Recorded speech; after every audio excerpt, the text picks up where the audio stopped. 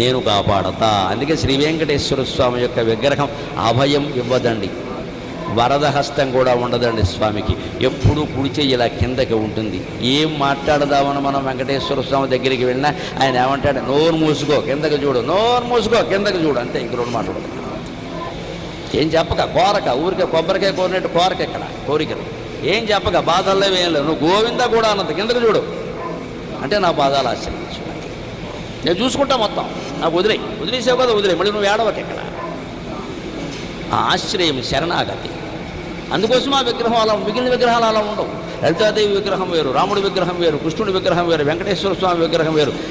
ప్రజల అనంతకోటి బ్రహ్మాండమంతా నిండిన జన సముదాయం మనస్సు ఎంత వైవిధ్యంగా ఉంటుందో హిందూ దేవతల విగ్రహాల్లో అంత వైవిధ్యం ఉంటుంది. ఇటువంటి మతం ప్రపంచం మీద